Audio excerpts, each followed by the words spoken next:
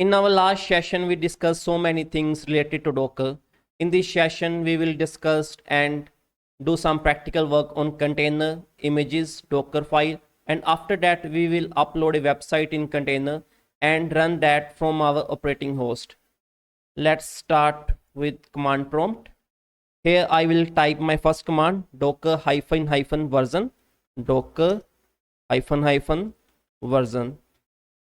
This command will return the version of Docker. If you get your version by docker version command, it means that software successfully installed. If you did not get version or get some error, it means that sometimes your software is not installed. You need to install software first. After that, we will do some other commands. Docker search Ubuntu. Ubuntu is in your Docker image, and we will search Ubuntu. It takes some time. Now you get all the images which is related to Ubuntu. That images in your Docker hub. After Docker search, we will write command docker pull. Docker pull is used for download that Docker image or pull that Docker image on our local system. For that, we will write docker pull and the name of the image, that is Ubuntu. When you download it from your local, it takes less time. When you download it from Docker Hub, it takes lots of time. In my case, that image is already stored in my local, that's why it takes less time. After that, I will use docker images command. Docker images command will return all the images which is in my Docker. Right now I have 3 images and that image is already in my Docker. So now what I will do, from that image I will create container. So how I will create container? I will use docker run command. Docker run command is used for create container. The docker run command is a combination of 2 commands. It is used for create the container and start the container. So I will use other options also, like name. I will write my name, my container 1, my container 1, and I will use other option -i. Like I already said, docker run command is used for create the container and start the container. When you don't use -i, what will happen? Your container will automatically stop after start. So we will check also. I will remove that -i and I will create container by that. Now I will write the image. My image name is Ubuntu. So my docker run command create a container and start the container, and my container will automatically stop because I don't use -i here.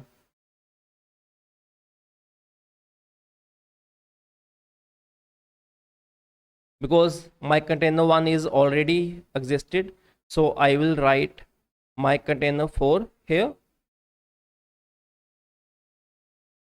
It takes some time. We will see in that time. So the my container 4 is created. So how I will check? I will check by docker ps-a command. The docker ps-a command will gives me all the active and non-active containers list. So I will press and you can see here it is my container 4 that is created, but that is automatically exited also, because I already said docker run command create and start container, but I don't use -i, that's why it is automatically exited from that. So now what I will do, first I will remove all the container by using docker remove. I will write 8. You don't need to write the whole ID here. You can write only first character, like because the 8 is unique in that. 8, then 3, then 5, 7 and A. I will press enter. Let's see. So now my all dockers will be removed. I will check again docker ps-a. Now no container is left here. Now I will create another container from my image. Docker run hyphen name, type my container name, my container one, and now I will use -i. So after that, what I will do, I will use -d. -i is interactive mode and -d is detached mode, and it will also return the id of container. And after that, and there is other work also, it will run your container in background. After that, I will write my image name here and press enter. I will get my container id here. From -d I will get that id. Now I will check my container is running or not. So how I will check? There is other command, docker ps. Docker ps will give you the active container list, and docker ps -a will give you the all containers, active and non-active. So I will press enter. Here I will get my active container, that is my active container. So now my container is active, and there is some other commands, so I want to stop that container. How I will do that? I will use docker stop. You can use command, you can use image name, or you can use, right, I will type here now docker stop the image name ubuntu.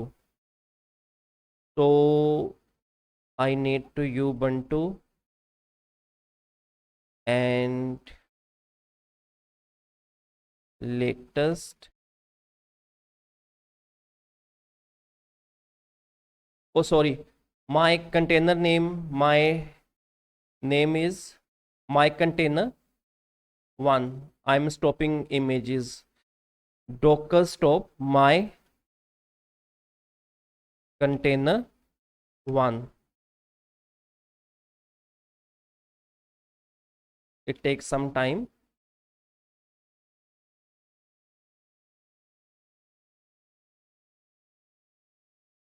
So now my container is stopped. So how I will check that? Again, I'm writing command docker ps hyphen a. Now the container is in exited mode. If I check docker ps the active container list, here there is no any active container.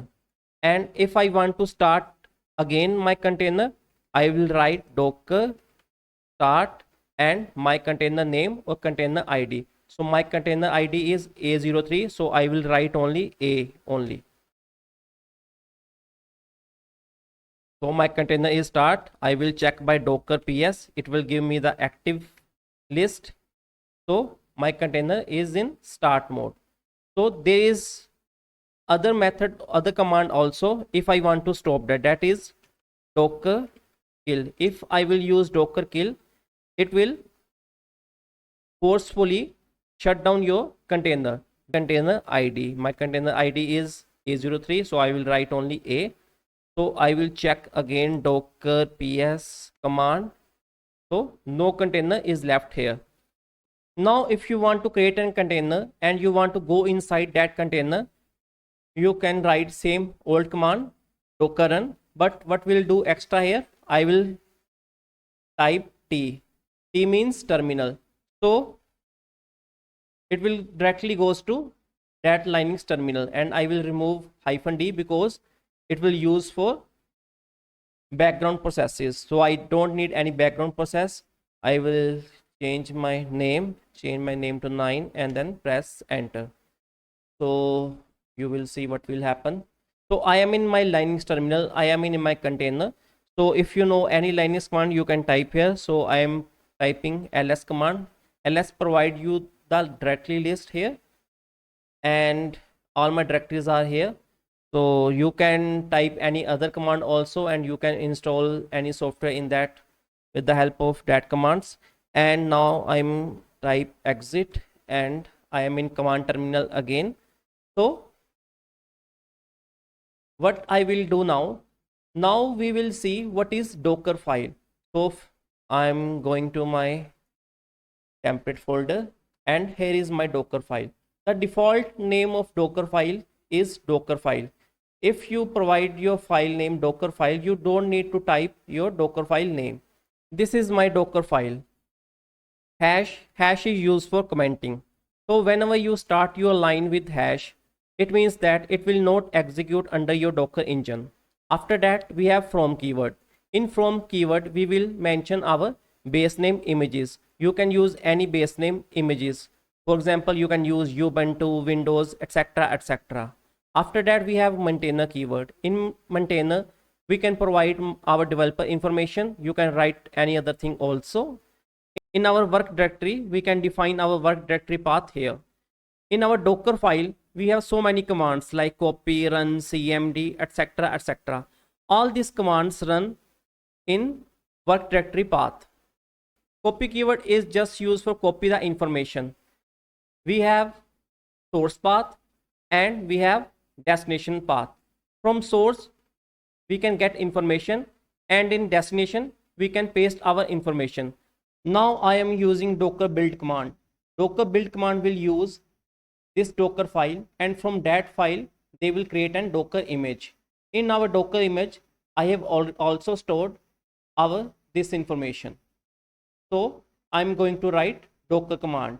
My path is eTemplate, the same path in which my Docker file is situated, and from here I will write command docker build -t for terminal, and I will type the name of image, my new image, and after that I will use dot. This dot will use to get the Docker file, the default Docker file name. He will get that, and after that I will press enter.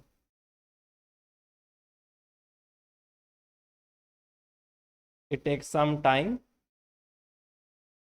just wait. Now my Docker build is running. I will get an error. So you can't use capital letters in that image, so I'm writing all this to lowercase, my new image, and press enter.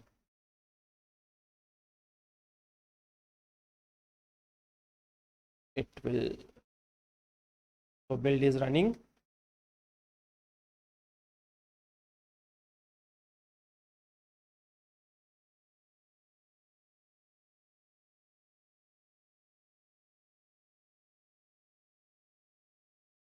Now my build is running, so I will check Docker images so that we will know that our image is created or not. We are in Docker images. Here you see that our image is created. It shows 3 days ago. I'm just created now. I don't know why. So my new image is created. From this image, I will create an container, and in that image we have our website. So I will write run command again, docker run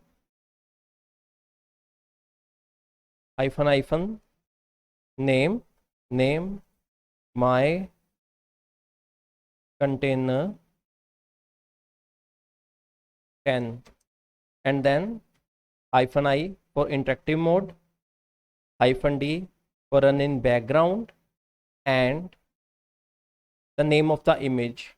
Here I will use this image which I just created, my new image, and I will define one more thing, port -p for port, and 8181, and I will map with this 80, so that from my website, whenever I enter this 8181 in my local host, I'm going to that 80 port in my container. So my website is running under 18 port, and from my operating system host, I will enter this address so that I can check my website. So I'm going to enter. Now I'm getting the ID of container and it is still running. Now I will check 8181 port. So I'm going to localhost 8181.